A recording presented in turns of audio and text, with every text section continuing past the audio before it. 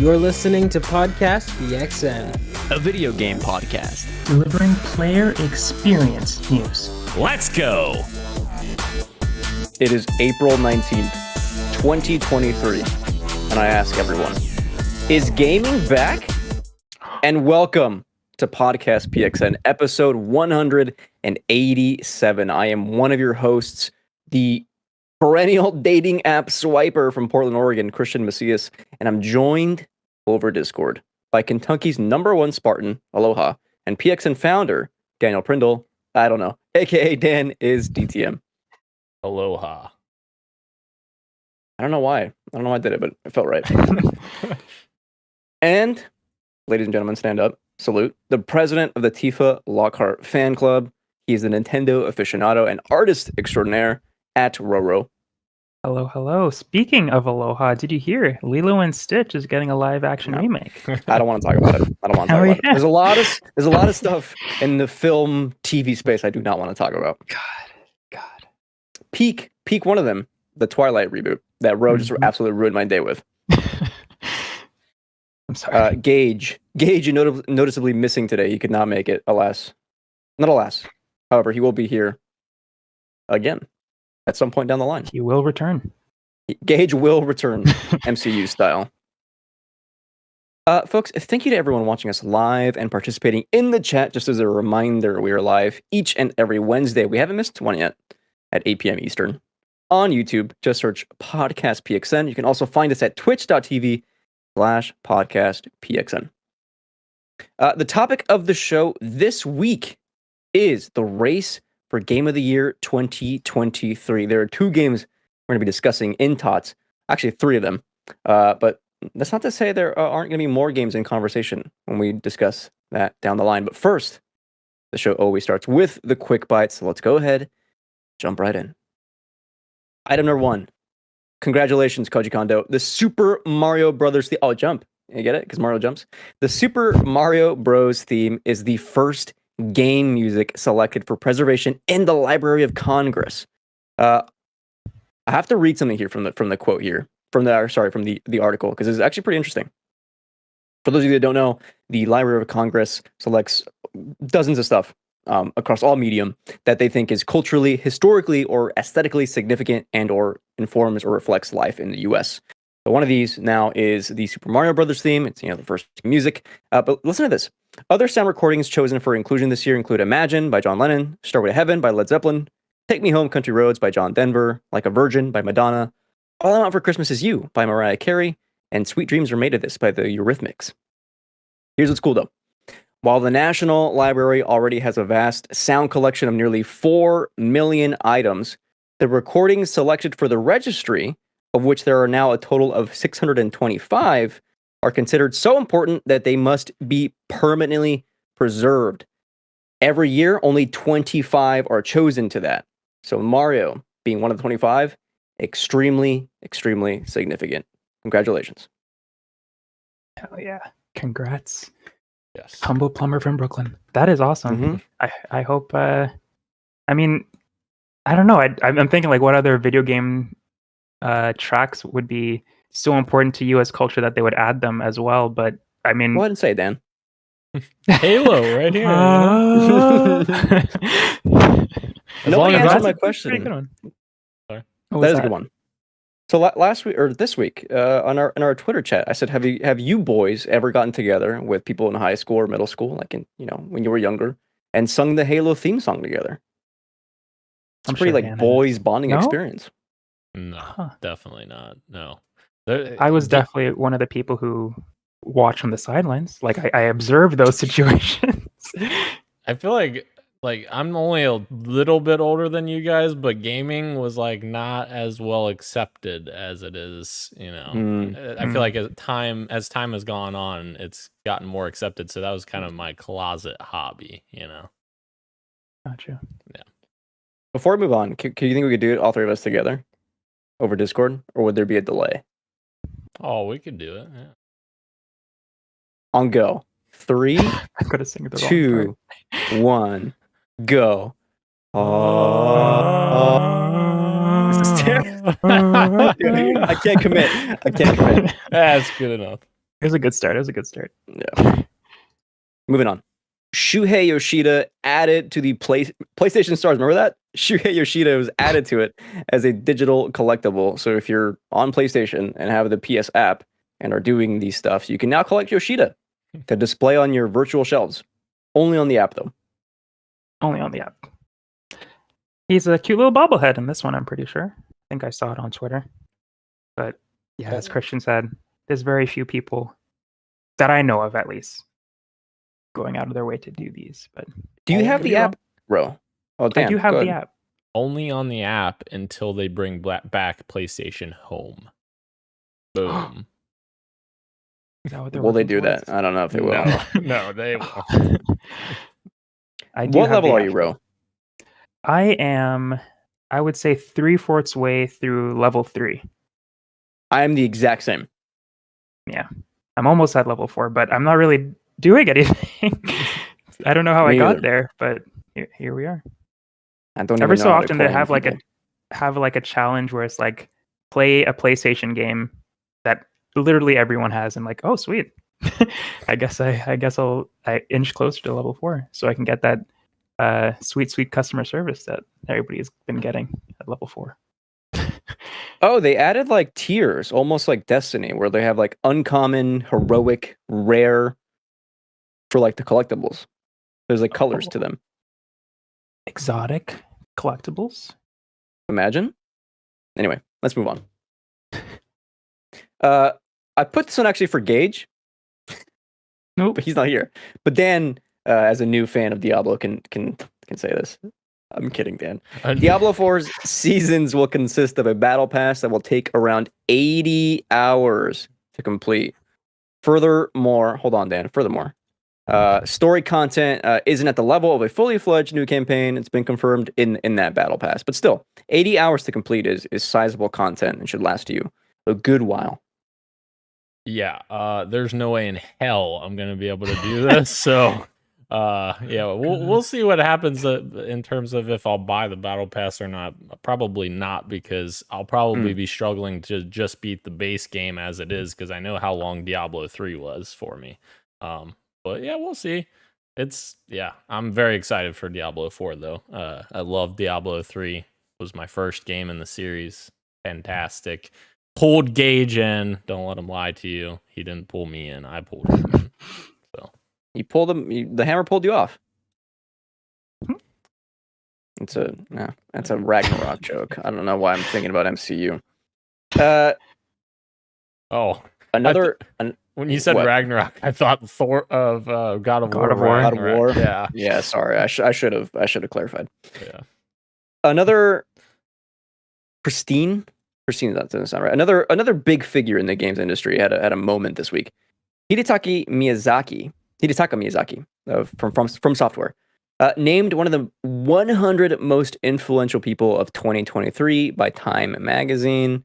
Neil Druckmann actually had a little blurb to write when he nominated Miyazaki, and I'm gonna be honest, it's not a very good blurb, but I'm gonna read it to you anyway. Naughty Dog co-president Neil Druckmann wrote, "The first time I played one of Miyazaki's games, I was miserable. I kept dying on the first enemy over and over again.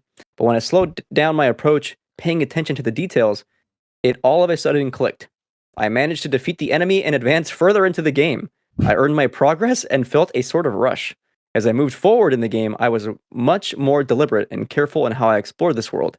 And in return, the world rewarded me with tension, beauty, and surprises." Pretty general description of just playing a game, in my opinion. Doesn't really describe like why Miyazaki is so important. But there you have it. Miyazaki in 2023's most influential people of 2023. Congratulations, sir. Well earned.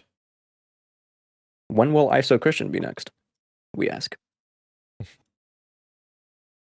We can't go a week without discussing the Activision Blizzard deal that Microsoft is trying to, or will soon. We will have some news on that, I think, this month or next. However, Tom Warren spotted this out in London. Microsoft is now running digital ads for its Activision Blizzard acquisition at some London tube stations. It comes a month after placing a full-page ads in now at 2 UK newspapers, and ahead of the CMA's decision on the deal later this month. The ad reads, "Call of Duty for 150 million more players. Looks like they're pretty positive it's going through if they're running ads for it. Oh yeah, it would suck if it didn't go through at this point, especially with, like you said, publishing the ads and stuff. But yeah, it seems like everyone seems to be saying that this is inevitably finally coming to a close, and we may be able to go a week without talking about them very soon. But yeah, be rid of Bobby Kotick finally. Maybe. God, oh, that is the cherry on top. My God, hopefully, I hope that. Yeah. Inshallah, Kotick leaves. Some bad news here, everyone. You may have seen this already. Suicide Squad, Kill the Justice League, Rocksteady's next game, the first since Batman Arkham Knight, has been delayed to February 2nd, 2024. That is a pregnant delay of now, I think, 9 months from its original release date. And reportedly, they're working on removing the always online component, which would be good. However, a lot of our complaints was, is this game actually going to be fun? Because it doesn't look very fun. We shall see. We shall see. I hope they are able to turn it around the gameplay wise, because again, like, I thought the story side of things looked cool, and that happens a lot with these type of games where it's like, oh, that's a cool story. And I look at what I'm actually playing for the majority of the time, it's like, damn it, I don't think I could do that. So yeah, I don't know if this is I could be wrong, because I know game development goes down to the wire a lot. So maybe this is enough time to change some things, but only time will tell, I guess. That's true. Let us not forget. Oh, sorry, Dan. Yeah, a joke. I was just gonna say, rest in peace, Rocksteady. Oh no! Because I don't think. Damn, already, huh? I don't know. This game hasn't done very well. I don't know. Although I will say, to be in complete fairness, I wasn't as big on the Guardians of the Galaxy game pre-launch, and then it came out with good reviews, and then I played it and I loved that game. So maybe something like that'll happen. I think I enjoyed playing that game too. It lasted a bit too long for my taste, but yeah, I did enjoy it. And Ro's right, like, game development does go down to the wire. Let us not forget that literally the week before Naughty Dog showed off The Last of Us for the first time, they said, like, they had finally found the fun, because up until that point, they did not find the game fun to play at all. Crazy. Moving on. We have another high person from a video game studio leaving, this time on the Sony side. Media Molecule co-founder and Dreams director Mark Healy has left the studio. This comes just a little bit less than a week after the studio revealed it would be ending support for Dreams in September. We're going to be curious to see where Healy goes next, but it's a bummer the way Dreams kind of panned out on the Sony side. A lot of people have been saying should have came to PC as well, would have been huge, and I think I agree. Definitely. Yeah, I don't see this as, and I assume he doesn't see it the same way. I don't see this as a Dreams failure and Mark's failure, but more like Sony's failure for not supporting it and putting it on different places. Because I feel, if anything, this is Sony's loss, losing this guy, not the other way around.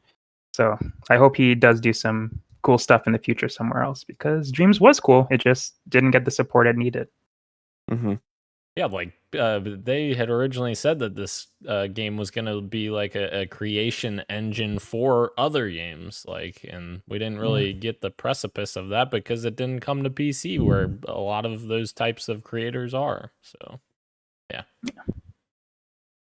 And I think I don't know if you guys talked about this last week, but I think they mentioned in the actual announcement when they said that Dreams was going to end service, that the Media Molecule is going to work on something else.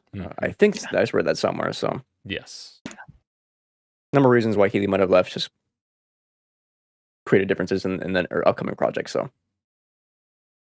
we shall see. Big news for you, Sonic freaks. Looking at you, bro. Paramount Plus's Knuckles begins production in London. The series has cast Adam Pawley, Tika Sumpter, I didn't know that, Eddie Patterson, Kid Cudi, a.k.a. Scott Mescudi, Julian Barrett, Billy Taylor, Rory McCann, and in addition, of course, to the titular Knuckles, Idris Elba. Jeff Fowler is directing the pilot episode, and it takes place between Sonic 2 and Sonic 3. The official logline is Knuckles agrees to train Wade as his protege and teach him in the ways of the Echidna warrior. I don't remember who Wade is. I'm not gonna lie to you. A lot of Wade? people did not remember who Wade was. I saw so many people be like, "Who the fuck is Wade?" But Wade is one of the cops, like the main guys. Who I'm forgetting his name now. Who was more in the movie than Wade was, but he was one of the cops' partners in the second movie. If Gotcha. I'm remembering correctly. So he's a human character. But yeah, I like you said, I'm a Sonic freak. I'm down for anything Sonic most of the time, so I will be there to watch this, even if it's not that good. But I have a feeling that it'll be fun, at the very least. Yeah, I'm with you, Ro. I'm joining. Thank you. We got to Thank go you. fast. Gotta go fast. Yeah. To the cancellation page. Am I right, fellas? No. The For you- problem is Gage is in here, so we outvote you, Christian, 2-1. Yes. Sonic fans my forever. vote holds 2 because I have a movie podcast. So we're tied. Fair. I'm kidding. For those of you who played Hogwarts Legacy and were wondering where is Quidditch, because Quidditch is not in Hogwarts Legacy, Warner Brothers has an answer to you in the form of a standalone game. The tagline for this is insane. I'm not going to read the tagline. You can go ahead and read this your own. You can do your own research. But however, Warner Brothers Games releasing Harry Potter Quidditch Champions, and you can now sign up for play tests now on their website, quidditchchampions.wbgames.com. Which, is this why Quidditch wasn't in Hogwarts Legacy? That's literally what I just said. I know. Probably. I I'm just agree. agreeing with you. I agree with you. We agree with each other. Nice. Cool. Nothing more to add. Harry Potter. We're They're not doing a big TV fans. spinoff. Can you believe that? And they're keeping everything. I can believe that. God. Glenn's going to be playing this game, though. The playtest or the Sure. actual finish or final release? Probably be both. Probably, maybe both. Yeah. Yeah. Maybe both. Remember Horizon? Yes. Don't worry, everyone else doesn't Oh, no. either. Oh, I'm no. kidding. When do you Kirok remembers. when do you I think know the he DLC Forbidden Shores is coming out? It's out probably- already because it's in my Oh. fantasy critic. It's not. It's out next week. Oh. The reviews are out. The There you reviews go. are out. Ahead of Forbidden Shores. Is it Forbidden Shores? Is it Burning Shores? It's Burning Shores. I'm Burning sorry. Shores. Ahead of the Burning Shores DLC, Horizon has released a slew of accessibility features. Let me run you down a few of these, including enlarging subtitles, auto pickup, which is huge. Picking up stuff in that game was kind of a pain. Color blindness settings, auto camera, and navigation assist and focus mode. Actually, that's not it. I'm missing one. The biggest one. They added thalassophobia mode. Thalassophobia is fear of deep waters. So what they did to make people with thalassophobia more at ease is that they increased ambient visibility underwater, and they allowed Aloy to breathe indefinitely underwater regardless of story progression. Christian. It's out today. Oh, You're how the lying. tables have I'm turned. dead serious. I'm dead serious. It launched today, which is a This weird guy day. fact checked me live. No, Really? I was reading the article and it says which launches for PS5 on Wednesday. I'm like, today's Wednesday. What do you mean? So then I Hey, typed look, it in. Dan, this is my point. None of us knew. I mean, you knew. That's fair. But come no, on. I didn't know. I just saw the reviews. Actually, I believed what you when you said next week. So Gorilla just can't catch a break, man. yeah, God, I want to love Horizon so much. I want to go back to it because it's just so gorgeous. Like I'm looking at the launch trailer, I was like, Yes. how is that possible? Yeah. How do games look this good? And the flying in the sky things, I would love to explore that, but I have to play everything else to get to this. I don't know. Yeah. Can you just jump into No. You probably can, you right? have to play Yeah, the whole yeah. campaign. Yeah, Which Wow. which yeah. is a lot for me. because I think Kurik is one of those people who really enjoyed Horizon. But yeah, it didn't hook me. But I cannot, with good conscience, not say how beautiful this game is. It's insane. Kurik knows, by the way. He says, "Yeah, man, it's out now today." I'm playing Thank it you. as we speak. Yeah. But I will not apologize. And when I say that, when I saw a clip of this on Twitter, I was like, damn. Fidelity wise, this game looks absolutely stunning. I will never play it. I will never play it. I mean the DLC. I haven't even finished the campaign, so I can't play it, you know? Sorry, Gorilla. Sorry. We've got 3 Nintendo stories to kill off the quick bites. Top of it, some good news. Jack Black's, from the Mario movie, Peach's song enters Billboard's Top 100 in the US, to which I say, what is wrong with you people? Peaches. Why are you streaming this? Because it's one of the greatest kids, maybe? songs of all time. Perhaps. Oh, That come might on. You don't love a good it's a Jack Baby Black Shark song? situation. Yeah. No, don't say yeah. Listen, it was cute. They did it once in the movie, and then they did it twice, and I was like, okay, they're doing it again. And then everywhere I look on my Twitter feed, it's just peaches. Enough. Enough is never. People are enough. saying this is like in contention to get nominated for an Oscar. Shut up. Shut up. God. Who's gonna beat Jesus. it though? You know? That's true. Yeah. The live action Jack Black in the Bowser suit doing this, that's a good bit. That's a good bit. I like it. I love Jack Black. He's so great. Who doesn't? He's so good. He was a good Bowser too. Yes. Yeah, by the way, Christian, that's another compliment for last week's suggestion for us to do the Mario movie review. Because as we realized live on the air, I was the only one that had seen Mario movie at that point. You're lying. I'm dead serious. And I didn't realize that until, yeah. I thought you had all seen it when I suggested it. No one I- said anything yeah, on Twitter. I know. It's true. It's true. Okay, here's my Mario movie review. Had a great time with my friends watching it. Not a good movie. Still enjoyed. Still was fun. Next bit. It's unfortunate that the official Podcast PXN review is my review because I was the only one who saw it. Then I apologize. And speaking of the Mario movie, the Super Mario Brothers movie has crossed $725 million at the worldwide box office, and it is on track to cross 1 billion. Huge. I do not think Spider-Verse sequel will do numbers like this. This is absolutely astronomical. Huge. Yeah, I don't think so either. But yeah, that's awesome. Animation, forever amazing. Best genre or best medium, I should say. Crazy. Thank you for the correction. Yeah. So I get those two mixed up sometimes, even though I meant to say medium. Oh well. Does this mean that Nintendo is going to keep working with Illumination to make their other projects, or do you think they're going to try to spin it to other studios to work on it as well? If you want more thoughts on this, please listen to this week's Large Popcorn podcast. When we talked about this. Well, there you go. No, I'm kidding. I won't self-plug like that. Dan, that's a great question. And my answer to that is hopefully. It seems like Mario is the brand for them, not Nintendo. And if that's the case, I think 1,000% you're right. They do stick with Illumination because they look at the numbers. They pretty much nailed it. Yeah. I would like more depth story-wise, but people are just going out and having fun, taking their kids, and that might be enough for them. So Definitely.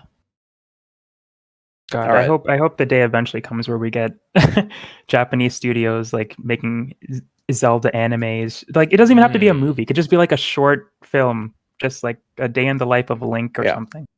And that already exists, Ro. It's called any Studio Ghibli movie. True. Princess Mononoke. Princess Mononoke. Yep. Yeah. Dan wouldn't know. Dan hates anime. I like Ghiblis. Lots of them. Yeah. Really? Ghibli. It's like, yeah.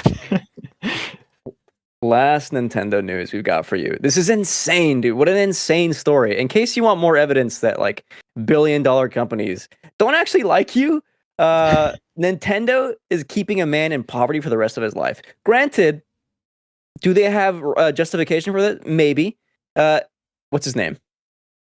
Gary Bowser? I think his name was Gary Bowser. No, it's not. Is it really? It is. Yeah. He was like, of course it is. It was something Bowser for sure. I don't remember his Gary first Bowser. name, but it was definitely Bowser was his last name. Gary Bowser, who was a Nintendo hacker, who I have to open another article, who was the apparent leader of the hacking group Team Executor, and I had to read up on like what they were doing.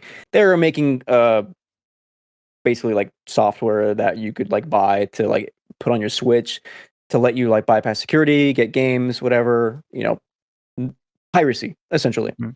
To which Nintendo, I gotta read this number here. Nintendo was at the time before he was arrested was seeking $2,500 for each traffic device, in addition to $150,000 for each copyright violation. So think about that's one device. Think about how many games that person is getting on that device. Think about how much money in total, right? It's a lot of money. So essentially, after he got arrested, the figure was around $14 million, I think I read somewhere. It might have been a bit more. Whatever. He was arrested. He was in prison for a while. And now he's been released from prison due to good behavior. However, Nintendo will now be taking 25 to 30% of his income for the rest of his life. The rest of his life. 30% of your income. That is more than taxes. A third of your fucking money. I'm not an attorney, but I wonder if he could like declare bankruptcy or something and like somehow find a way to avoid it. Probably. Yeah. Someone more smarter than me could probably figure that out. Because you're right. That would help. But still. Yeah, that's he's insane. never going to pay this off. So it's just like, okay, I'm in debt to Nintendo until I die. Yeah. Someone in the comments, I have to read this on this article, says, "So long, Gary Bowser."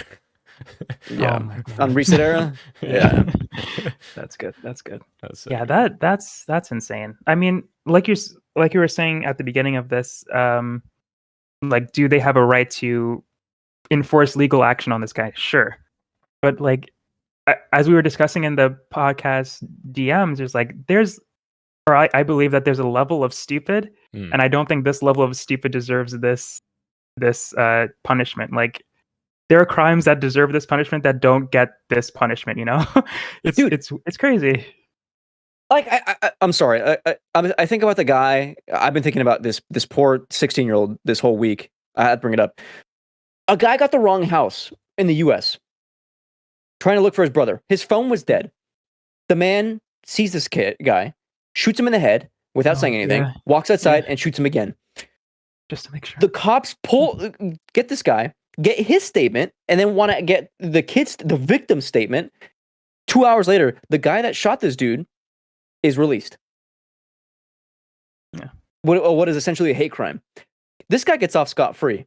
This man who sold want to play more video games for free is now in debt for the rest of his life. It's crazy. And the craziest part for me is that it's Nintendo. It's not like some Joe Schmo on the street. They have enough money to be okay with this. I understand being like, hey, we could have made that money ourselves.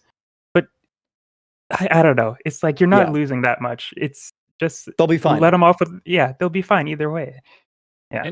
And he served the prison sentence, so it's like, in my opinion, I feel like the prison sentence should have, warranted the punishment where it's like, all right, I'm not doing this again. I don't want to go to jail for another 2 years.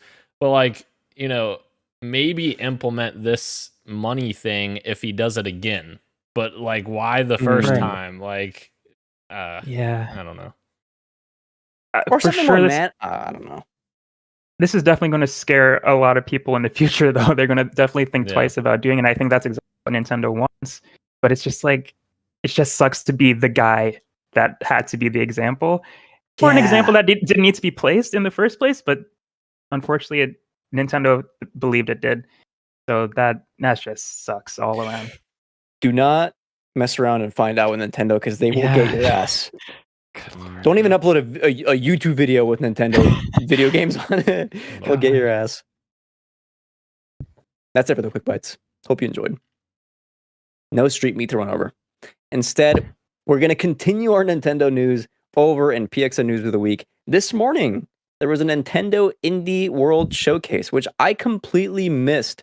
And no one on my timeline was talking about it. I had to see a tweet about one of the game's release dates getting confirmed. I'm like, whoa, out of nowhere. Turns out it was from the showcase. Ro, you watched live? I did watch. I want to say live, but I was definitely doing something at the same time it was on in the background, and I was kind of like half paying attention. But I think I got the gist of it. Plus, Wario 64 always has me covered. Sure. And what did you think of the Indie World Showcase? Top level thoughts, real quick. Did you enjoy it? From what you paid attention to? I enjoyed it. I guess I wasn't expecting that much, but at the same time, I there wasn't any. It's an Indie World Showcase, so I guess I shouldn't expect any get hype moments. But there was very few games that I got to add to my list, which is something that I usually get out of these. At least it's like, oh, a nice little gem that I could add to my wish list. And I didn't have many new ones. There were a lot of games that I've heard of before from past indie showcases that like have been on my list, and I was excited to get those updates, like the Crypt of the Necrodancer. Another Crypt game. Yeah, that one, I love their games, so I'm excited for the new one. And of course, we'll talk about the other ones. I don't want to spoil the list that we've got going on. But yeah, there wasn't very much for me at this one, but it was still a solid show. I won't go through everything, but if you want to go through the rundown, you can watch the Nintendo showcase on YouTube, or you can. I'm pulling from Nintendo Life. They got a full rundown on all the games. I'm not going to go over everything again. I will go over some highlights that I saw as I was like putting the show together. One is called Quilts and Cats of Calico, which is essentially what looks like Risk, but you play with as cats making a quilt. So if you're into cats and Risk, there you go. As Ro mentioned, Rift of the Necrodancer though looks pretty awesome. I have never played. I didn't play Crypt. I know there was like a. Is there a Zelda? Yeah, it's called Cadence of Hyrule. Which I heard was great. I didn't beat it, for the Necrodancer. I played it too. Yeah. Got it. This one seems a little bit more up my alley than even the other ones that they've made. It's like it's a mix of the Wario rhythm game I'm blanking on, and like Guitar Hero and Everhood, which is another rhythm game that came out a while ago. Yeah, and the art style. WarioWare is what you were thinking of. WarioWare, yes. A lot of DLC was announced too. A little to the left gets DLC. Cupboards and Drawers DLC. If you want more of that, have at it. Also, Shovel Knight gets a DLC. Shovel Knight Pocket Dungeon, which I think is like a puzzle. Yeah, it's like a match. What do you call it? Like a match 3 or whatever, or like a Tetrisy kind of game. So very different for them, but still pretty cool. And, did you mention Cult of the Lamb also got a DLC? I was about to. Oh, sorry. That's next. Yeah, Cult of the Lamb, Relics of the Old Faith. I'm kind of done with my time with Cult of the Lamb, but still, like if people who are like into it want more, this looks pretty cool as well. My personal kind of favorite was Animal Well. I don't know who the developer of this game is, but like everything about it kind of seems up my alley for sure. It almost looks a little bit spooky. It's the 2D side scroller kind of game, very dark, atmospheric, but still pretty cool. I think the developer was one guy. According to this picture, it might be Shared Memory LLC. I'm not sure who that is, but I definitely know that the publisher is Big Mode, which is, we talked about it a while ago.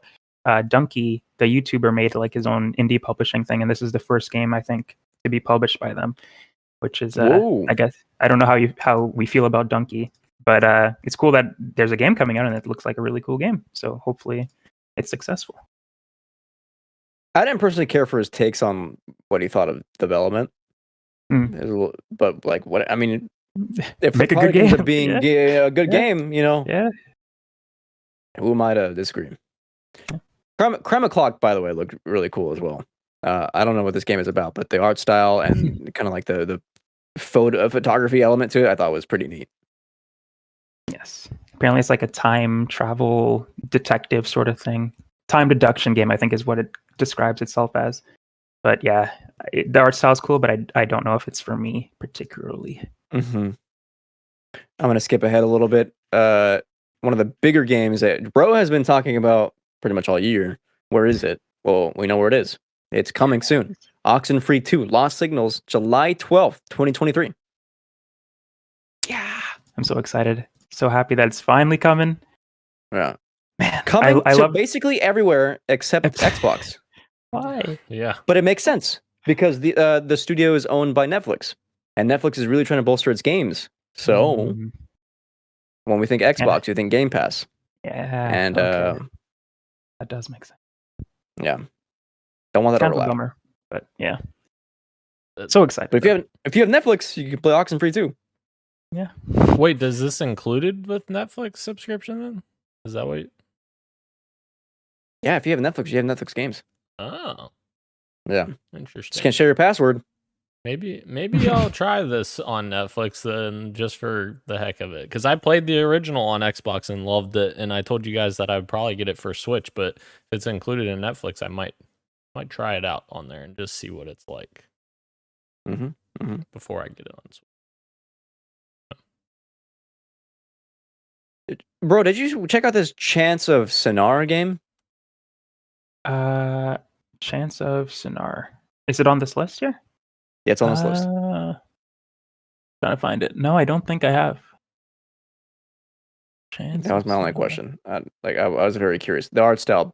Oh, okay. A lot of these indie games, like the art style, kind of pulls me in. I don't know if they'll end up being good or Yeah. not, but like they look pretty. This was from the sizzle reel. I kind of zoned out for that part, to be honest.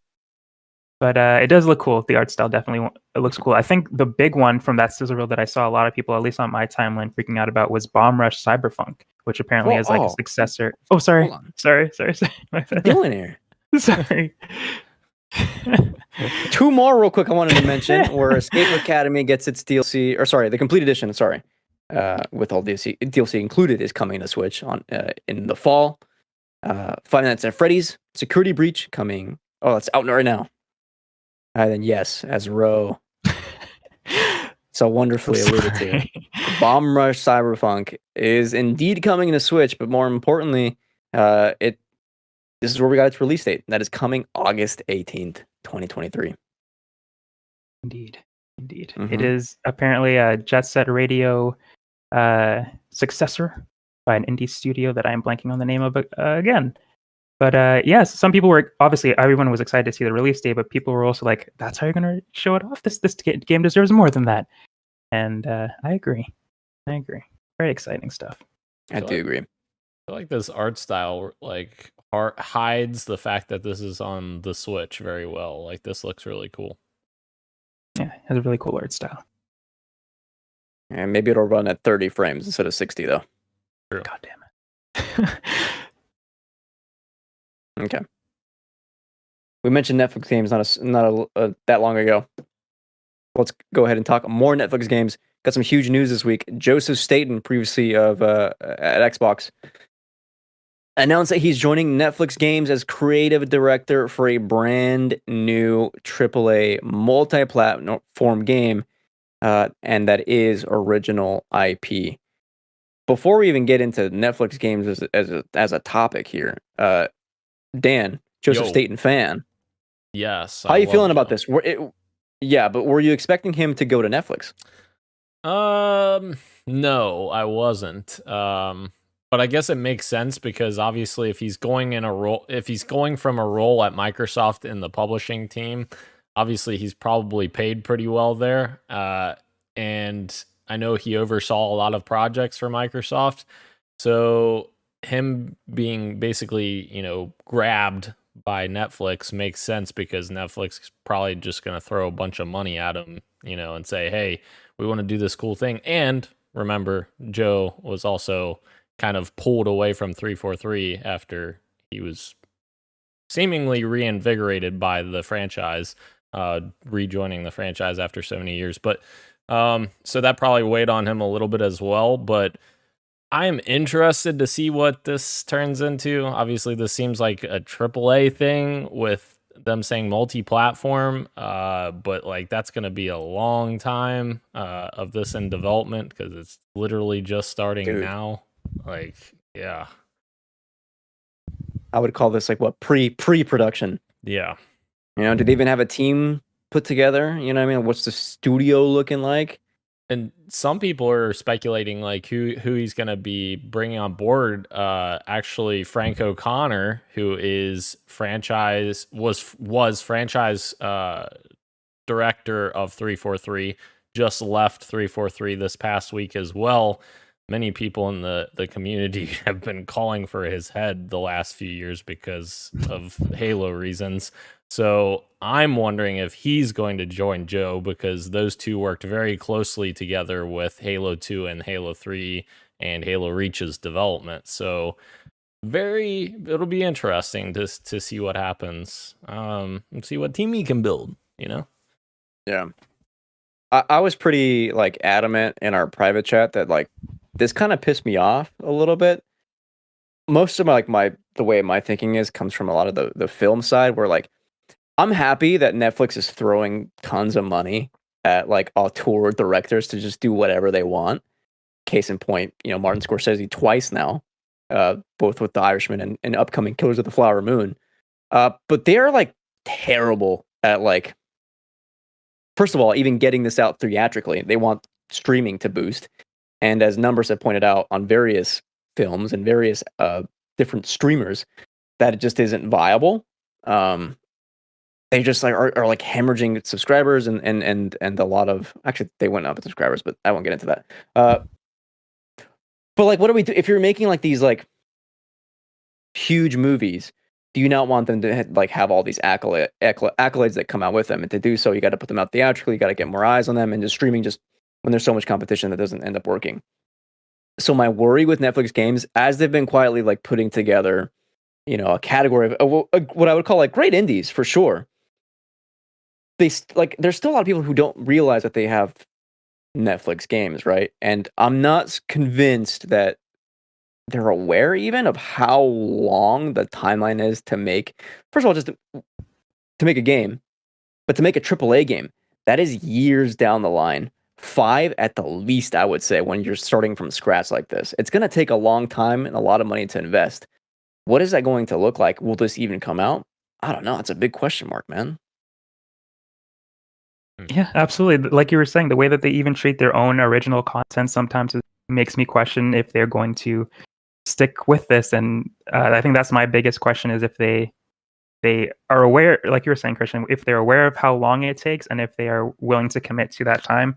Because even shows that are out and people enjoy, they axe and cancel. So let alone a game that's in development. But I'm hopeful. Like this is exciting. Joe Staten. I would love to see what Netflix can do or what he can do at Netflix. I mean, I want more games. More games, great, fantastic. But more good games. More good games is what we want. Dan, you were going to say. Oh, Christian. Oh yeah. Sorry. If Dan wants to go first, please. No, go for it. My other thing is like, what does the Venn diagram of people who are gamers and people who are Netflix subscribers look like? I would argue that there's a lot more people who are watching Netflix casually to like watch Friends or whatever than they are interested in games.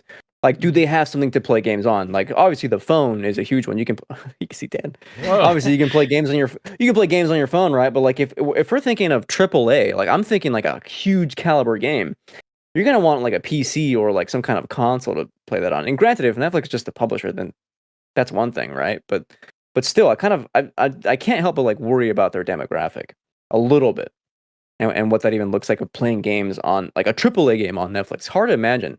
Granted, they could totally like prove me wrong and put out something cool, and all of a sudden Netflix Games is like this huge publisher. And it's like, wow, they're actually putting out great stuff. I would love to see something like that happen, right? But it's still a very big asterisk for me at this moment. And like the other thing is that we haven't really touched on is like bigger companies than Netflix have tried to enter the gaming space at no avail. Apple, Google, True. yeah, Amazon. I mean, with Crucible, right? They're trying again, but yeah.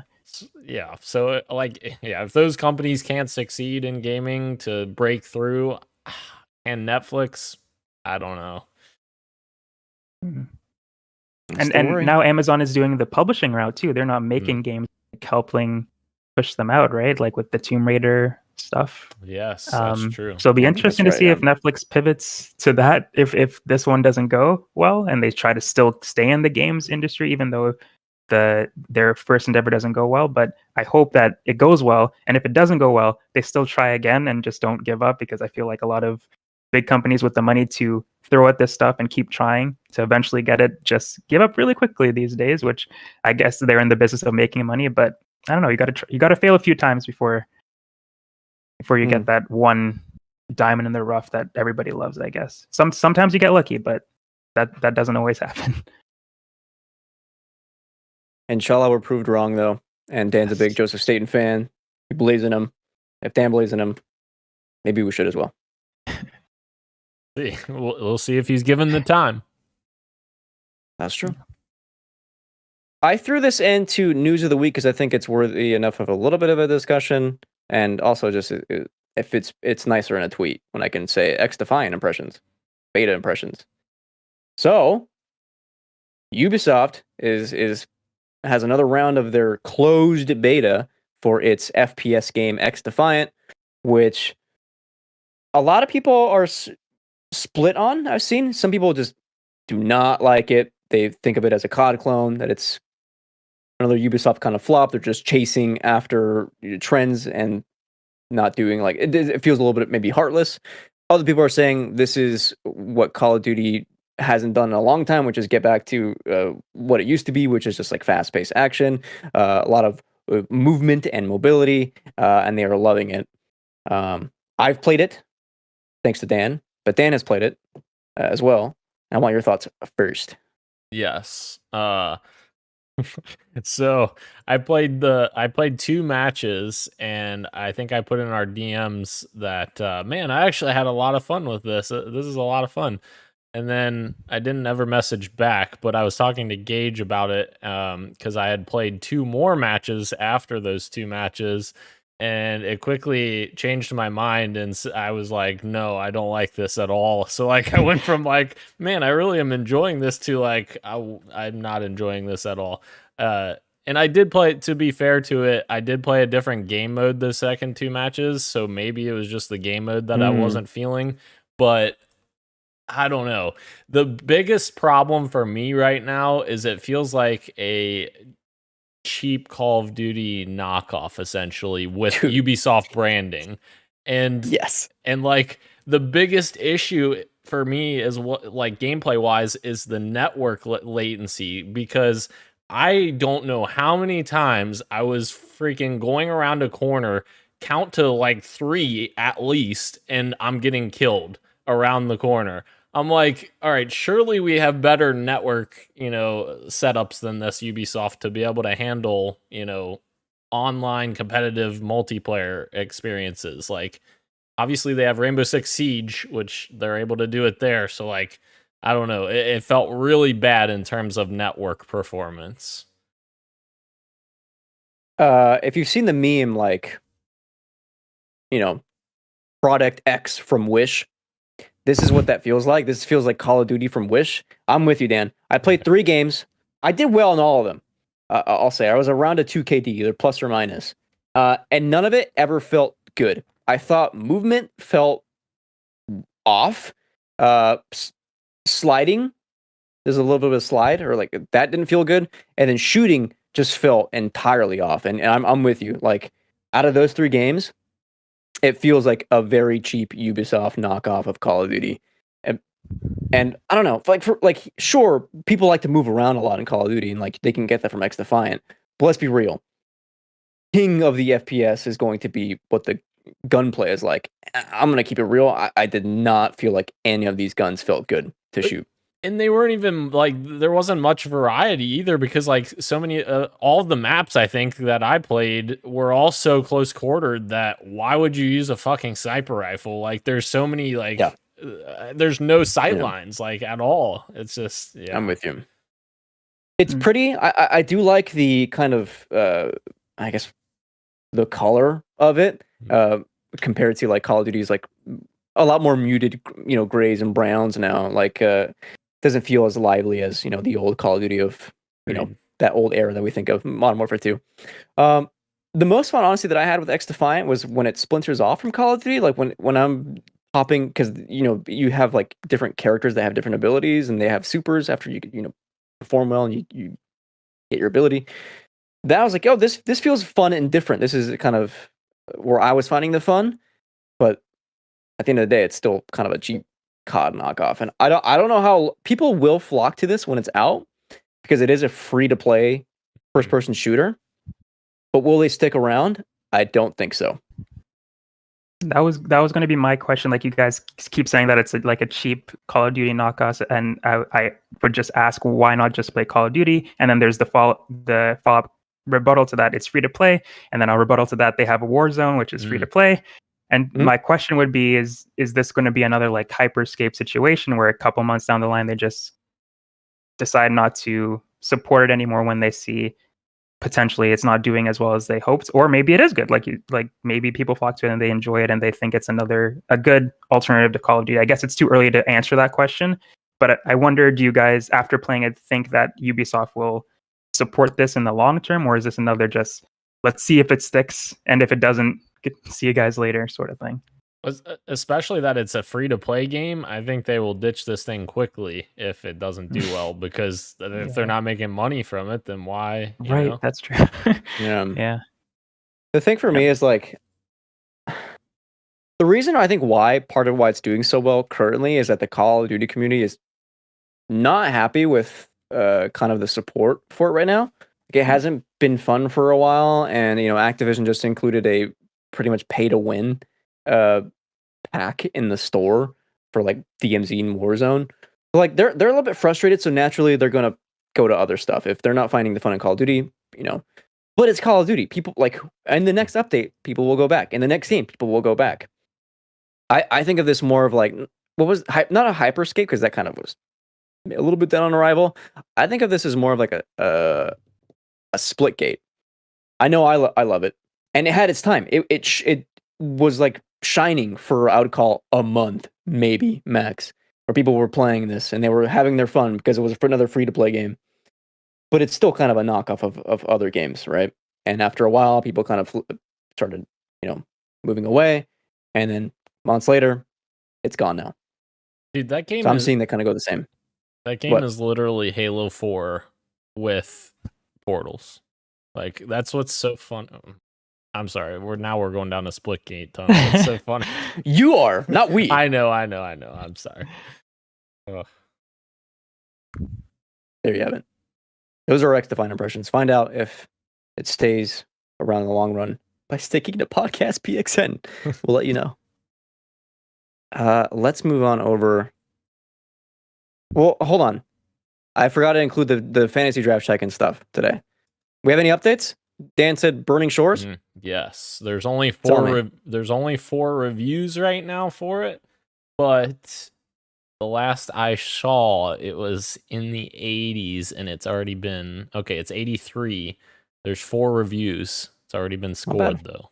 83.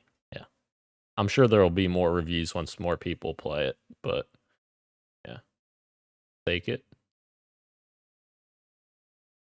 Oh, we also have next week. Also Dan. Oh, no way. Star Wars Jedi Survivor, which I'm expecting to be around the 80s as well, I think. Might surprise you. I don't know, man. I watched that trailer, that final gameplay trailer. Yeah. No, I'm sorry. It was the one that we covered 2 weeks ago, where it was like the full like 10-minute video. It still looks a little janky. Let's be real. Yeah, I think so. Also, yeah, I don't know. Yeah, we'll talk about that next week, bro. Until then, Dan, what you got for me? What do I have for you? I have XDefiant, and we just talked about that. So I really don't have much more to add. That was kind of my impressions of it. The network issues, I think, are something that Ubisoft needs to iron out to get me interested in even trying it out in the future, because that did not feel fun at all. Like getting shot around corners and like I know, here we go again, Daniel going back to Halo, but people often talk about Halo Infinite's network issues, which are minuscule in comparison to this. Like, oh my god, the amount of times that I was 10 feet around a corner and I got killed, I'm just like, this is absurd. I can't do this. This isn't a competitive shooter. This is me getting frustrated at poor performance. So, yeah, that's all I got. Halo Infinite, still playing that, of course. Amazing. I combined amazing and incredible because I couldn't think of a word to say. Incredible. Ro, what do you got for us?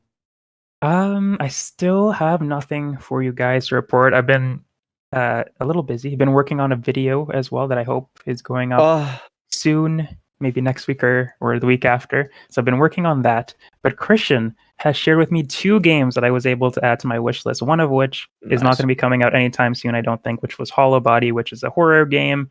And everybody in the chat was like, why would you suggest this to Rashan? He hates horror. What are you talking about? But Christian remembered that I played Podcast PXN, at least top 3, Signalis, Game of the Year last year, and I loved it. And that's a horror game. And I think it has to do with art style. And when a game is spooky and it has a good art style, it's hard for me to resist these days. And I just want to enjoy. I want to be in that universe. And if Resident Evil did something like this, like a little smaller title, I might play it. I might play it. They are. Right, they are. Oh, I'm sorry, Silent Hill. I'm thinking Silent Hill. Silent Hill F. Okay. And that did look cool, though. That did look cool. That might be too spooky. I might be speaking on my butt now. Townfall is the one that I'm thinking of, which is the no code Silent Hill, and no code is great. Dan's doing something. I think he wants me to play Resident Evil 4. Exactly. And I do want to play Resident Evil 4, but I get scared. I get spooked. And another one that he shared with me was called The Snow is Red Prologue, and it's like a visual novel sort of thing, and it's spooky, but it's right up my alley. So thank you, Christian. So I might play the Snow is Red Prologue because that's already out and it's free. So maybe next week I'll be able to talk about that. But still got nothing. Bro, you and I have very similar like taste, like a pull for like a certain kind of horror aesthetic. But I think you're allowed to call yourself a certain kind of horror fan. Like there's one subsect of horror that you kind of will enjoy. Yeah. Okay. I like this. I like this horror. It's like it's creepy, but it's not over the top in your face. I feel like I could be wrong, but I feel like it doesn't make me have nightmares. Dude, you've been pumping these videos out, man. I don't know how you do it. I've been stuck on a project for a long time. It's just for months, 4 to 5 months of me working on this. I cannot wait, and I think you put more into it than I do. But yeah, I'm very excited for your video as well. I've been playing more Resident Evil after my friends left. I got back in it. I'm almost done, and I think I don't know. I think they did Salazar a little bit dirty. I think I think I enjoyed more of the campiness of original RE4, and I've actually kind of soured a little bit on the knife parry mechanic. I don't think it was as implemented well enough into the game. Like RE4 Remake was not built around this parry mechanic. It was more included, right? And it kind of falls apart for me a little bit. Still a great game. Let's not kid ourselves. Still stunning. You know what I mean? I'm having tons of fun with it. 8 out of 10 probably by the end of it. Just like the original for me. 8 out of 10. 8? Not an 11 out of 10? Oh my gosh. RE2 Remake still to go. Still to go. But it was still fantastic, yes. I've also been playing a little game, a little DLC called Lightfall. Oh no way! Destiny 2 Lightfall. I am back on Destiny, and let me preface this. So my buddies are in town, right? And one of them, big Destiny player, he's the guy. Me, him, and one other friend, we were in on Destiny 1 before the jump. Like we were in on the alpha and the beta, and we had tons of fun. Played Destiny 1 all the way through. We played Destiny 2. They stuck with it after I bounced, and they were trying to pull me back in. I hadn't think. What was the one before Witch Queen? The Online? yeah. I think that's where I fell off, and they were trying to get me to jump back in. I wasn't having it, so my friend comes to visit. We're walking down the waterfront of Portland, just talking, and my friend goes, "Just play Destiny with us, man." Like he got 2 of our other friends in it, so that would make 4 of us, and then we have 2 more people in like the clan, and 2 of them have never raided before. And I'm like, they haven't raided before?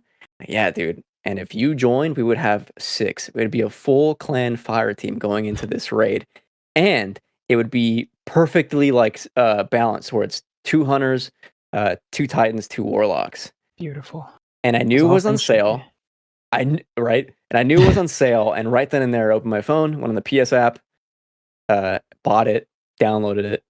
And yeah, I think I've played 2 days now, and I think I'm one mission. I'm on the last mission of the campaign, around 1750 light level, and excited to get over 1800 and start raiding. What do you think about that campaign? I was going to say, as someone who's not very good. What do you No. Not very good. No. I think 1 or 2 missions in. I think the second mission, it does the Bungie thing, where the Destiny thing, where you make your ghost scan a door, and you're having to stand there waiting for 3 rounds of enemies to kill, and then you keep progressing. Like, yep, this is Destiny, all right. But then the later levels are pretty good. Like there's some interesting designs and kind of what I would call like dungeons and raid mechanics built into the campaign missions, that it's getting more interesting. Very kind of sad that it's towards the end of the campaign where like things start getting more interesting. Have no fucking idea what the Veil is. No one Just does. like you guys were saying. I have no idea what the Veil is. I even watched a 4-hour supercut of like story to catch myself up on D2. No idea what Still the Veil don't is. know, because they never mentioned it before. I beat the campaign with Ro, and I still don't know what it is. God. Apparently, we're going to be getting some additional information on the Veil in like upcoming in the next season or something. So I'm looking forward to that. But I would assume that it should have been part of this, the one where it's like the main topic of discussion. But what do I know? I don't write Destiny. Maybe I should, but I don't. Yeah. All this to say, especially for people like me that only play the expansions. Mm. No idea. Not like the seasons or whatever. Yeah. Fun as hell to play though. Fair. Very, very fun. If you ever want to run a Nightfall or whatever, let's go. You know where I'll be. In orbit. Waiting for PXN. All right. Let's move into our topic of the show. We've got the race for Game of the Year 2023. We've got I wrote down 3 games that we can kind of pin. And that's 1 game for each kind of main console. 1 on Switch, 1 on PlayStation, and 1 on Xbox. It is multi-platform, but we still think that this has an Xbox game. Can you guess what it is, listener? Because we'll talk about it here in a second. This a couple days ago, we got a last Thursday, we got 2 huge videos. The first one was the final trailer for The Legend of Zelda Tears of the Kingdom. It's a 3-minute long story trailer. And before, I was kind of in on it. They had like a mini direct where they had like a 10-minute presentation on Zelda. But I think for a lot of people, like they were kind of still like question marks for like, is Tears of the Kingdom going to be a like huge sequel? Is it going to be like worth $70?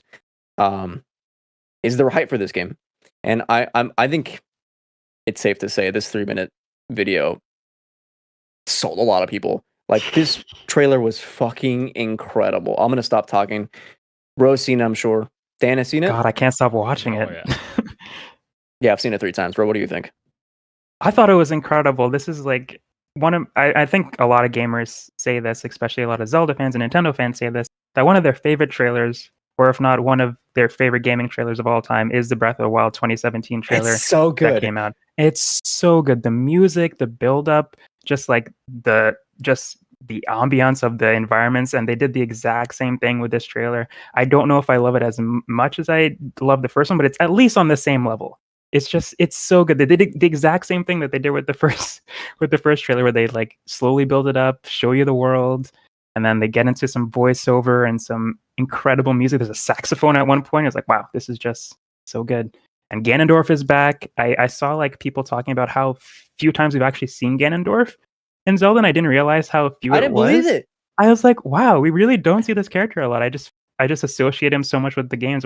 He isn't around very much, so it's even more hyped. Like, wow, we're getting Ganondorf again.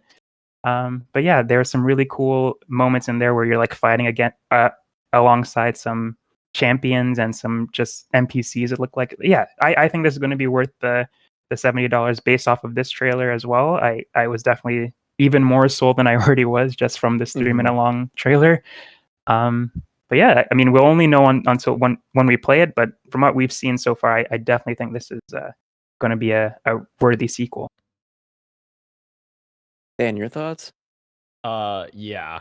Watch this trailer, and I think I immediately put in the chat, like, well, I don't know, a few days later, I was like, I very much am tempted to buy the OLED Tears of the Kingdom right now because the battery life. Oh, that's right. Yeah. The battery life is way better than my OG Handheld Switch. Yes, and I play only handheld. Literally played all of Breath of the Wild on handheld only. And yes, this game looks so good. I'm so excited. And it also, I was on such a tear. I was like, man, I could go back and play Breath of the Wild right now, like, and do a replay. But then I'm like, no, I don't want to do that because I do that too often where I play the original and then the sequel comes and I'm like, all right, I'm not playing as much as this because I already spoiled myself. No, I'm not doing it. Actually, I did debate buying Skyward Sword because I've never played Skyward Sword. And apparently, that's a pretty good lead up into this one. So I've heard from more people. Really? Yeah. Oh, Not my favorite. That's probably the weakest Zelda for me, if I'm being honest, but still good. Okay. All right. Well, I don't know. It's up to you. I haven't played it either. I mean, I haven't. You've played it, but I haven't played it either. Any Zelda game that I've played is like, wow, this is one of the best games I've ever played in my entire life, except for Skyward Sword. I'm like, no, this is cool. Yeah. Wow. Fair. Yeah. Yeah. Just random question for you guys. Have you guys played the DS Zeldas, like Phantom Hourglass and Spirit Tracks? Yeah. I really like those games. I don't think those get enough love. But that was just I don't remember them Zelda at thing. all, dude. No, I mean a lot of people don't. Yeah. I played a lot of games on DS. I'm like, in 1 year, out the other, basically. Like, remember Mario Hoops 3-on-3? I played that. I played the Star Fox games on DS. I don't remember them. What a handheld. A great handheld. One of the reasons why I love this trailer so much, well, first of all, the Koji Kondo score is fucking insane. It's really good. But my major gripes with Breath of the Wild that I already mentioned is like the lack of proper dungeons. Like the what are they called? I'm blinking. Shrines. The Divine Beasts. Yeah. Divine Beast. They never felt as complex as proper dungeons. It just felt like longer kind of shrines to me. By the way, it does look like shrines are returning. You can just see them on the ground in various points of this trailer. But there are like moments in the Tears of the Kingdom, this trailer, where like it straight up looks like these bosses and like the lead up to them are way more complex than what they were in Breath of the Wild. And that alone was like, oh my god, even if it's not proper dungeons, like these lead ups still look awesome. I'm seeing like Link float jump super high up in the air into like water bubbles that are just flying in the sky. You know what I mean? And bro, this trailer did the thing that we talked about 2 weeks ago. I was like, what if the title moment of this game is just like Link falling and then they bring up Tears of the Kingdom? And they did that in the trailer. That's probably the start of the game. I can't wait, dude. God. I cannot wait as well. It's going to be so fun to see what people, like we said the last time we were looking at this trailer. I'm just repeating myself at this point, but it's going to be so cool to see what people do with the abilities and what they craft and what they do to enemies and people. It's like, it's going to be so cool. My TikTok algorithm has been a lot of Breath of the Wild videos of stuff I still have not seen or knew what this game like you could do. Yeah, people are still finding stuff out now, and Tears of the Kingdom is like less than a month away. Yeah, developers popped off. They did. They put their whole Legacy into Breath of the Wild. I'm sure they'll do the same for Tears of the Kingdom. For the sake of time, I'm going to now shift over into the same day. Sony had a state of play specifically for Final Fantasy XVI. They got a 25-minute state of play, and I broke down everything. If you have not seen the state of play, do so. They did the thing where it's like they let the game speak for itself. They'll talk for like a minute and then just let the action just go, and then come back 3 minutes later, just give one more extra detail and kind of shift. And it was fucking great. I actually stopped the state of play 10 minutes and I was like, I've seen enough. And then my friend goes, hey, what if we got high and watched the video from the beginning again? And I was like, okay, let's do it. And it was great. So the vibes were definitely there. And what we talked about already is that we know that this game is, what this video says is developed as an action RPG, the very first action RPG in the series. We've called this Witcher May Cry because we've seen that online. And a big emphasis in FF16 is big set pieces as well as intense action. So I broke it down into story, world, and combat, and I'm going to go through it. Listeners at home, if you're listening to this, just mute the state of play as we talk and watch it. You play as Clive, that's the protagonist, in 3 distinct periods of his life: his teens, his 20s, and his 30s. The story begins in Clive's 20s with a playable flashback playing a pivotal role in Clive's story. The world is set in the realm of Valisthea, and as we've discussed before, it's taking huge inspiration from Game of Thrones. So the setup for FF16 are like these family members who are kind of at ends and kind of fighting each other. So very inspirational from Game of Thrones. Some characters you'll meet along the way. Sidolphus, he's Clive's mentor. He's played by Ralph Ineson. If you have seen movies there's this very specific deep voice. He plays the Green Knight in the Green Knight. He's in it. It just sounds wonderful to hear this man speak in a game. Jill, a friend from Clive's youth you can encounter along the way. And a lot of the companions that you do encounter in FF16 will join your party on quests. All the companions are fully AI driven. You're only controlling Clive, with one exception: your dog companion, Torgal. You can give him direct commands. You can also give him treats. Beautiful. Beautiful. I'm going to interrupt myself for a second to say, did anybody else watch the State of Play? I didn't get to watch the whole thing. I watched a bit of it and I haven't gone back to it yet. I would say, maybe 10 minutes into it. So I got to see the combat and yeah. That's enough. I've been watching it while you've been talking, and this actually might be up. Yeah, this might actually be up my alley. With it being more action focused and not turn based. Let's go. Yeah, I might have to check this out. Now, do I have to have any other knowledge of Final Fantasy to play this? Okay. The video starts with this saying, you don't have to know anything. Because every Final Fantasy game is independent. Okay. Which sometimes developers say that, and it's not necessarily true. So that's why I was checking. How would I explain Final this? Fantasy 13 had sequels, but besides that, all of the Final Fantasy games are independent. Different universe every time. Yeah. Stuff like that. Yeah. Some details on the world. We got to look at the world map. The world map was pretty. I just wanted to bring that up. Of course, fast travel is in the game. It's in a lot of open world RPGs. Art direction and music, again, was insane. I wanted to highlight that. Some notes here that the state of play took some time to explain. There is a hideaway you can unlock along the way of the story, or that's where you can find merchants. There's crafting, side quests, training, hunting boards, a lot of stuff here. Two stuff I found really interesting. Not a lot of games do this. There's the Loresman. He has an actual name, but I think Loresman is part of it. And he studies the history and customs of the realm. So along the way, you can talk to him about the adventures you've had, and you can unlock the secrets of the 1,000 tomes. So they mentioned that you want to be talking to him when you go visit the hideaway. This was insane. There's a woman here called Vivian Ninetails. She's a scholar and strategist here in Valisthea, and you talk to her to learn about the current state of the realm, so that you can look at the family trees and see how what people think of each other, and she'll explain key events in the timeline in as it's happening and as it's being updated, and you can learn more about individual characters and those families, as I mentioned, which is just insane. That is awesome. There's if this wasn't Final Fantasy 16 and I wasn't looking at the trailer and seeing how cool it is, there's a lot of games that don't do this specifically, but do like a lot of, you could talk to this character and they'll tell you this, and I just usually pass by that. But like most recently, Tales of Arise was a game that had a lot of that, and I did that because I loved the world and I just wanted to in that for as long as I could.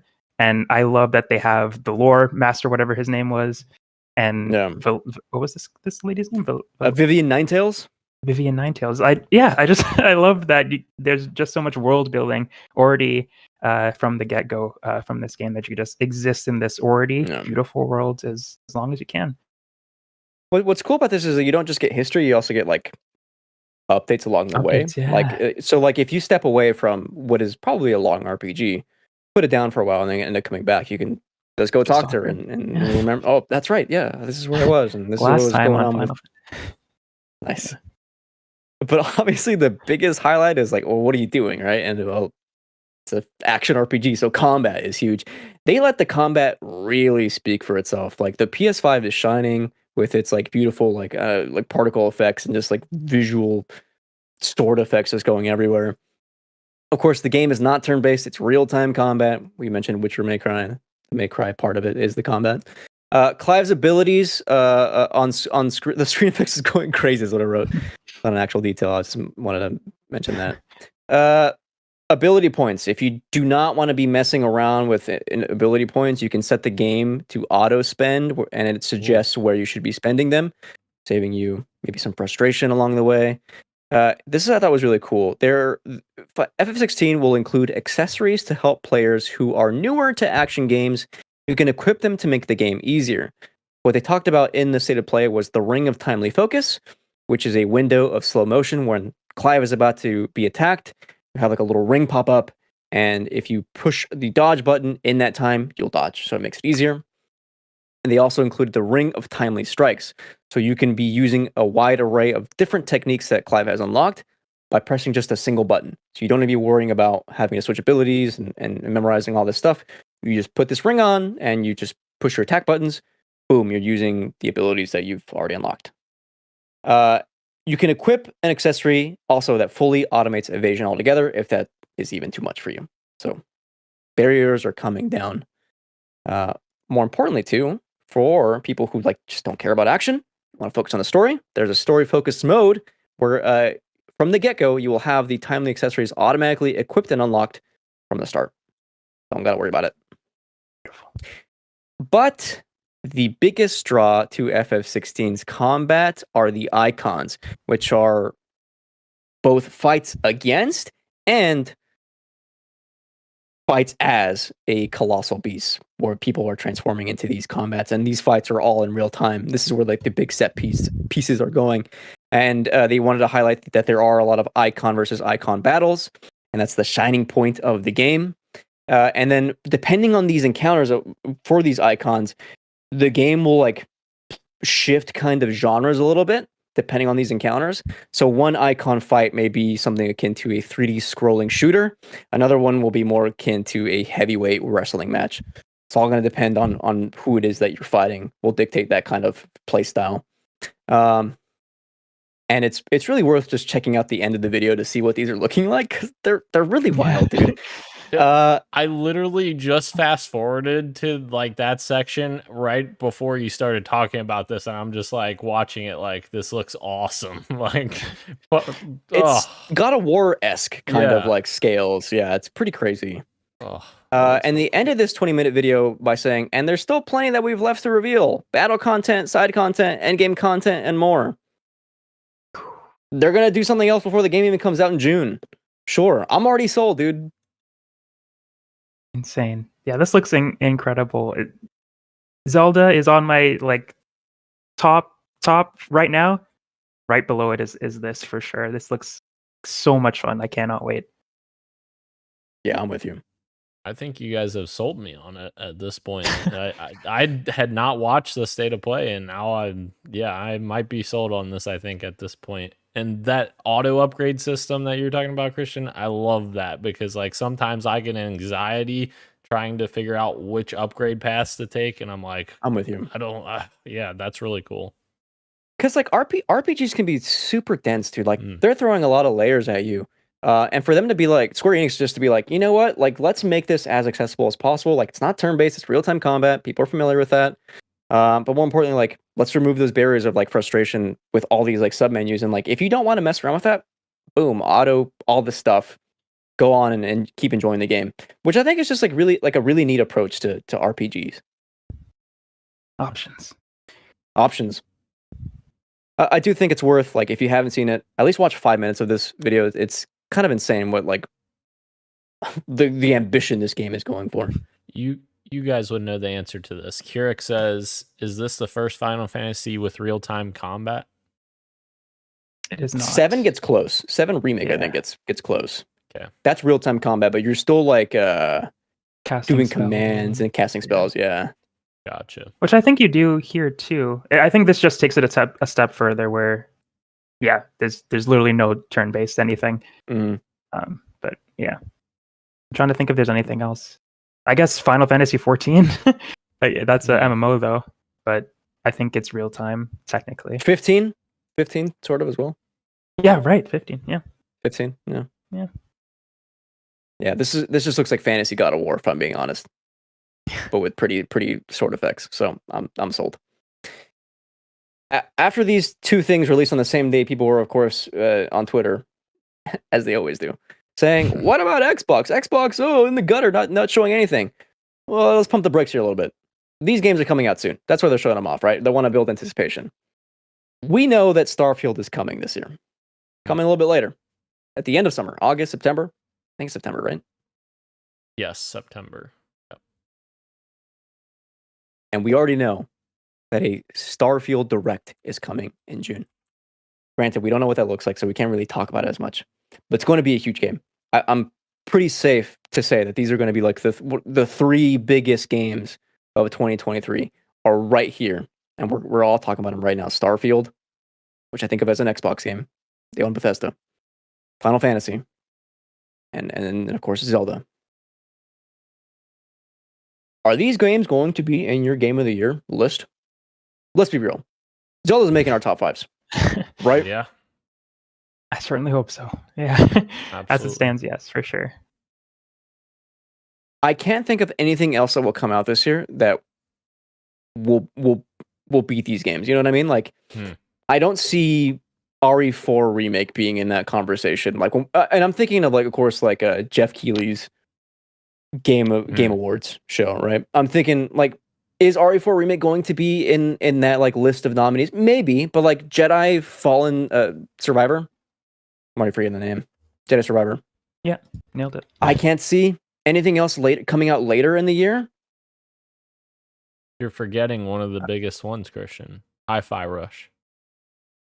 I don't think. Yeah, no chance. No, I agree. Chance. No, I agree. No, I agree with you. That's just one of my personal top picks right now. And RE4 remake is the other one. But you're right. Neither one of those will be nominated for Game of the Year for Jeff Keighley's show. And I don't think that remakes necessarily should be nominated for Game of the Year because it's at a certain point, you have to look at it and say they're taking something that already exists and just making it as good as they can. Like, they already know the successes and failures of the previous iteration. So I feel like remakes are kind of cheating in that regard.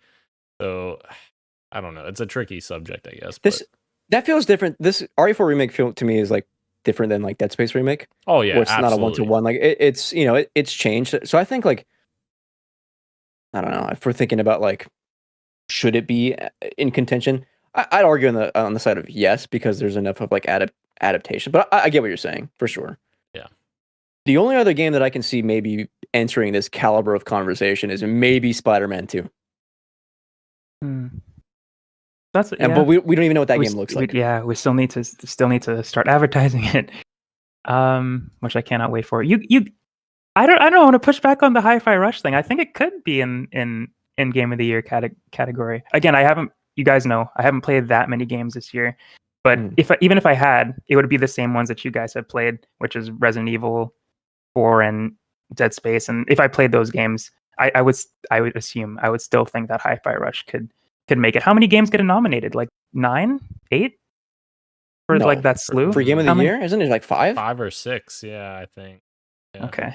I still think they could make it. Listen, but if I could be Silk Song wrong. comes out, I'm sorry, Hi-Fi Rush is getting booted. I'm just gonna check last year's ones.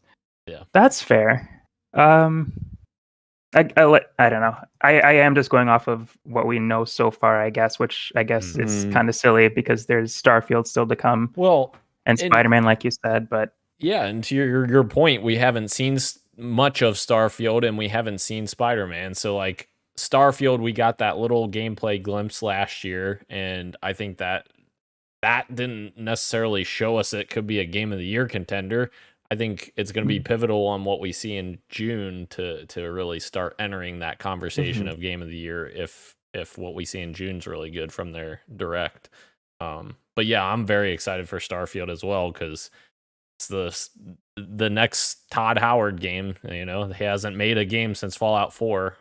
Technically, he obviously he had a little bit of oversight of Fallout 76, but at the end of the day, that wasn't his baby, so to speak. But yeah, at the top of the show, I asked, is gaming back? And I asked that question because it feels like for a while, AAA kind of games have felt a little bit samey.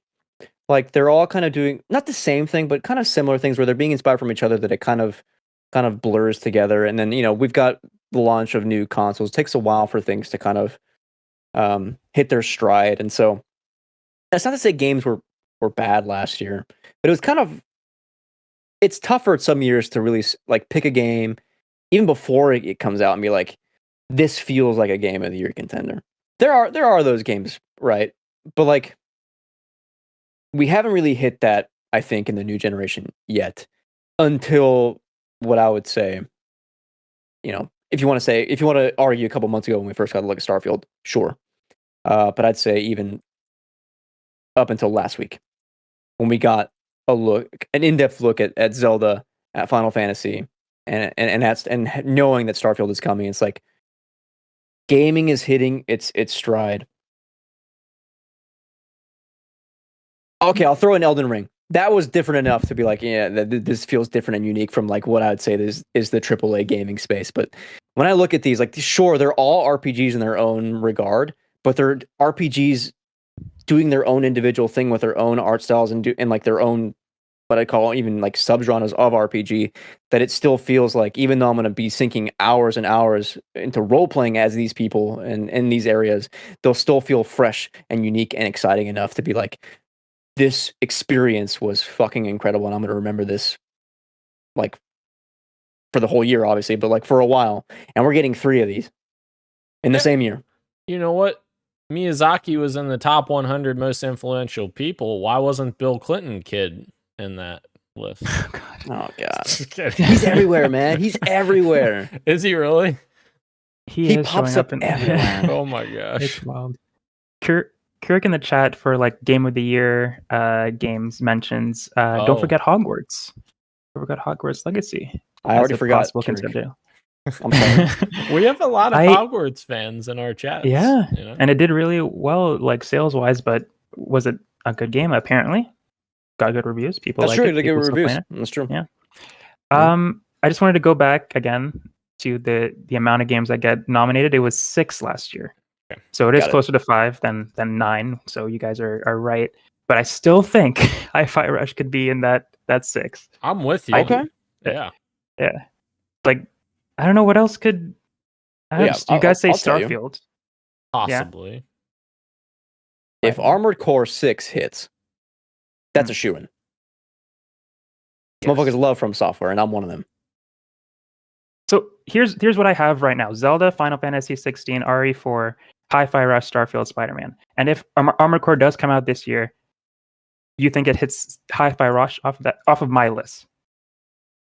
Oh no, off of your list, absolutely not. Yeah, no, Hi-Fi Rush not is not like me personally, but if this was the list for Game of the Year, and Armored Core came out, what game would remove?